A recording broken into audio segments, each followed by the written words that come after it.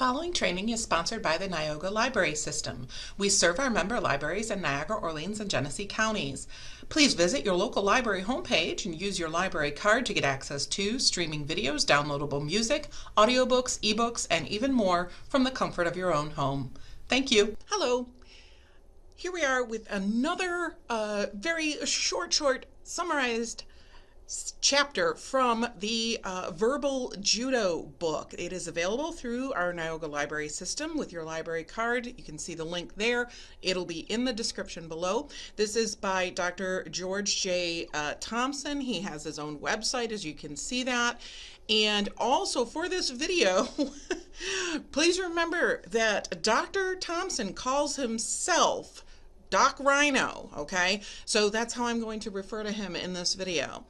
So looking at chapter 5 of this particular book on verbal judo, he talks about people, and I started the chapter and he talks about all the different people around the world, and there's multiple cultures and what you can or can't do, and if you, as his time as a police officer, if you actually walked into a house with a certain culture, you could get slapped. It was holy cow. So he boils it down though here to people: the nice people, the difficult people, and the wimp. So those are his words, and everything that is in plain black and white as my quotes, you can see that they're actually indented as well, and I have some of my comments in yellow, and I'll be making other comments as we go. So let's get into it. He talks about here, this is again a direct quote from his chapter 5. Doc Rhino. I don't even attempt to train people in the subtleties of handling all the different peoples in the world. That would be virtually impossible. You'll be happy to know that there is a far simpler method for effectively dealing with people.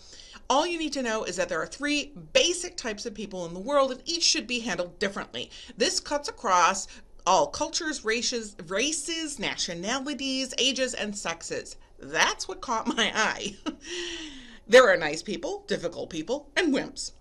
If you're in a position of authority, nice people will do what you ask them to do the first time you ask them. They like to cooperate. Nice people often have such a hard time saying no or sticking up for their rights that entire books have been written about them, such as Codependent No More, the Doormat Syndrome, and others. Nice people are not your problem, but it's still wise to treat them as if they're important. If you don't treat them well, they may do what you want, but will feel rotten about it. I always remember the quote, I forget who said it, people may not remember what you said, but they do remember how you make them feel. Do make sure that you keep this in mind. They will make that association for a very, very long time. Doc Rhino categorizes himself as one of the difficult people. By definition, difficult people will not do what you tell them the first time you ask. It doesn't matter how diplomatic you are. It's simply not in their nature to say, oh, yes. Difficult people are as eager to argue a point as nice people are to actually cooperate. The word why throws people off, especially those not accustomed to having their orders challenged. And what he means here is that difficult people have a tendency to use or question why a lot. He says here, when I first worked on the streets as a cop, the word really irritated me. It seemed it was all I heard. In those days, I barked because I asked for it, acting pompous and inviting a tough time.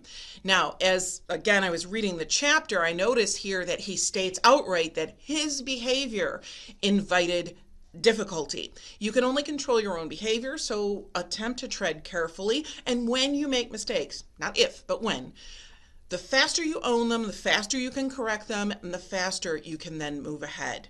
Okay? So going back to what Doc Rhino was talking about, why, he says, is the most American question there is. The second and third most American questions, and sure to infuriate, are: who do you think you are to tell me what to do? And where do you get your authority? And then he talks about the fourth all-American inquiry, which is a little bit sarcastic there, which, if you can answer it though, will help you deal with the first 3, is what's in it for me?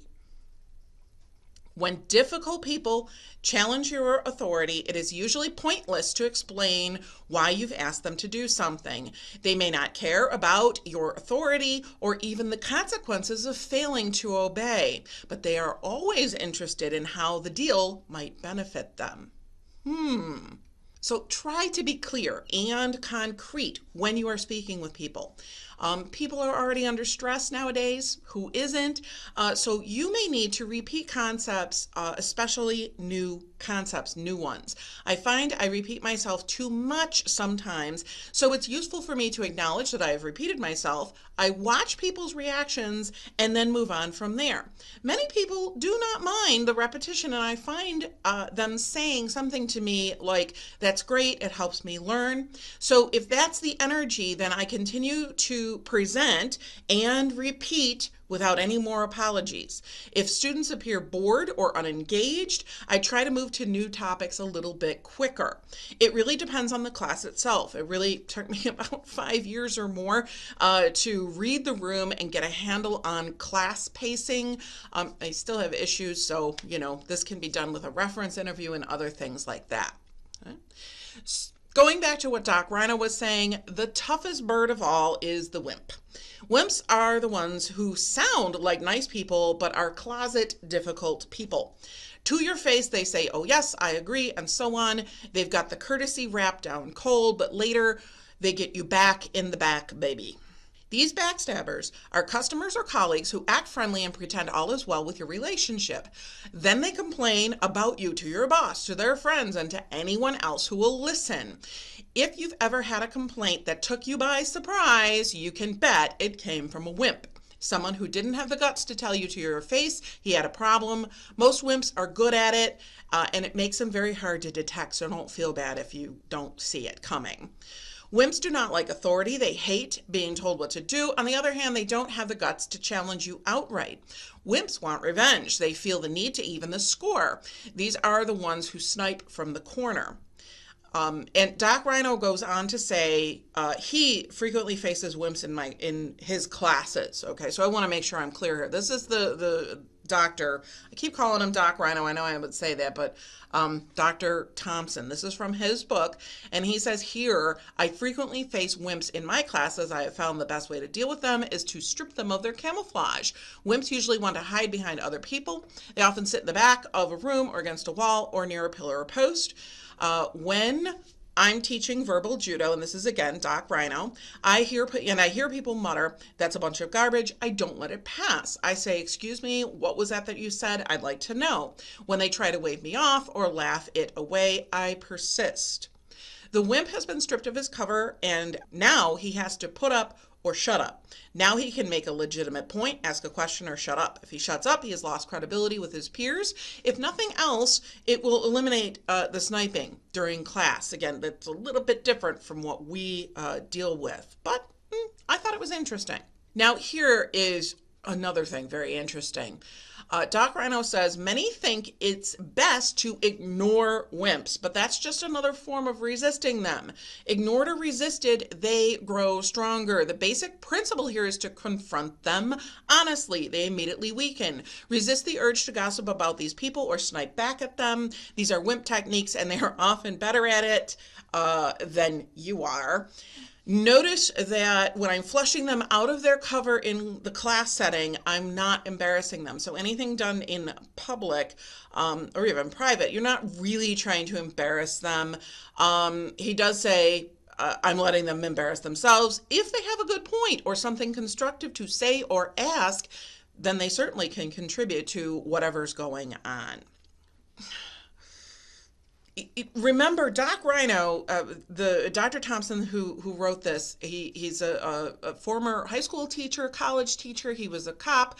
He runs this institute. He has the website with verbal judo. He already classifies himself as a difficult person.